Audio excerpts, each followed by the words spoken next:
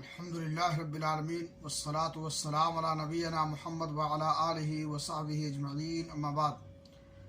ناظرین کرام، دروس سیرت میں آج کے درس کا عنوان ہے نبوت سے پہلے آپ صلی اللہ علیہ وسلم کی اجمالی سیرت۔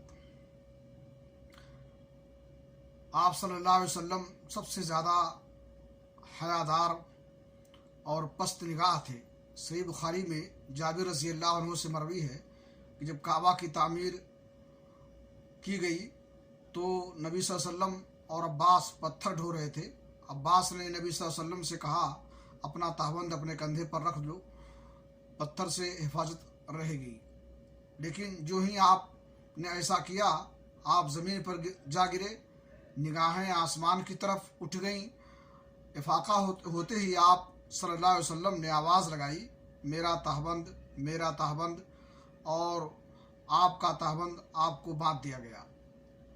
نبی صلی اللہ علیہ وسلم اپنی قوم میں شیریں کردار، فاضلانہ اخلاق اور کریمانہ عادات کے لحاظ سے ممتاز تھے۔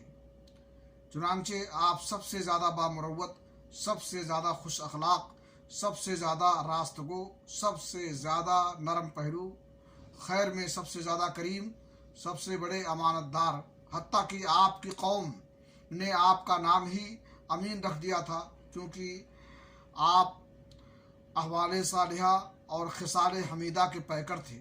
جیسا کہ خدیجہ رضی اللہ عنہا شہادت دیتی ہیں، آپ درمادوں کا بوجھ اٹھاتے تھے، تہی دستوں کا بندوبست فرماتے تھے اور مصائب حق میں اعانت فرماتے تھے۔ اللہ رب العالمین سے دعا ہے کہ اللہ تعالی ہمیں نبی کی سیرت اپنانے کی توفیق عطا فرمائے۔